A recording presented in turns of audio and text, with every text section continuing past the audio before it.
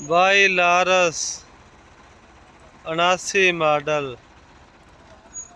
इसकी condition check करो जी। ओवरऑल वेखो जी ट्रैक्टर।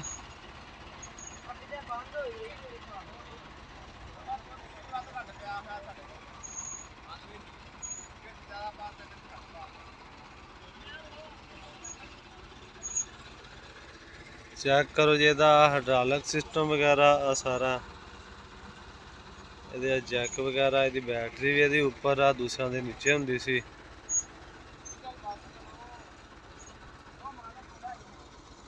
ਤੇ ਆ ਇਹਦੇ ਟਾਇਰ ਵਗੈਰਾ ਵੇਖ ਲਓ ਜੀ, ਬਿਲਕੁਲ ਹੀ ਸਾਫ਼ ਨਵਾਜ਼ ਸ਼ਰੀਫ ਦੇ ਸਿਰ ਰੰਗੇ। ਰਿਮਾਂ ਨੂੰ ਵੇਟ ਵੀ ਲੱਗੇ ਹੋਏ ਉਦਾਂ, ਤੇ ਰਿਮਾਂ ਦੇ ਕੜੇ ਜਗ੍ਹਾ ਜਗ੍ਹਾ ਤੋਂ ਆ ਵੈਲਡ ਹੋਏ ਆ, ਦੇਖ ਲਓ। ਤੇ ਐਡਾ ਵੱਡਾ ਟਰੈਕਟਰ ਆ ਜੀ, ਤੇ ਪਿੱਛੇ ਰੂਟਾਵੈਟਰ ਹੈਗਾ ਸਾਰਾ ਹੀ 42 ਫਾਲੇ। ਇਹ ਚੈੱਕ ਕਰ ਲਓ। ਇਹ ਪਿਛਲੀ ਸਾਈਡ ਤੋਂ ਵੇਖ ਲਓ, ਇਹਦਾ ਟੈਂਕ ਵੀ ਉਹ ਜਿਨ੍ਹਾਂ ਦੇ ਉੱਤੇ ਕਦੇ ਲਿਖਿਆ ਹੁੰਦਾ ਸੀ ਜੰਗਲ ਕਾ ਬਾਦਸ਼ਾਹ। ਸਾਹੀਵਾਲ ਦਾ ਇਹਨੂੰ ਨੰਬਰ ਲੱਗਾ। टायर चेक करो जी, बिल्कुल ही साफ सुथरे।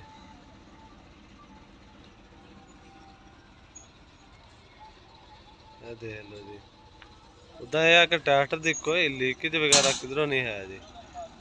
और दूसरी साइड तो देख लो जी, यह डीजल पंप।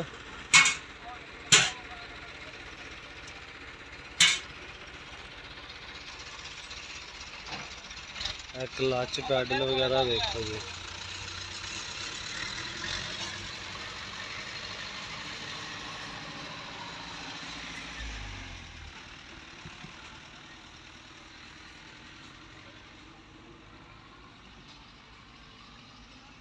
देख लो जी, ये चेसी पतरी मेड इन USSR।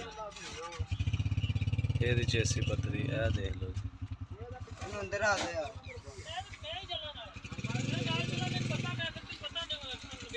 तो वेख लो जी, बत्तियां बुत्तियां जो डिगियां पईयां, ते 12 महीने 30 दिन धुप्पे ही खड़ा रहिंदा। इत्थे जिथे खड़ा वा इत्थे ही इन्हें रहना वा।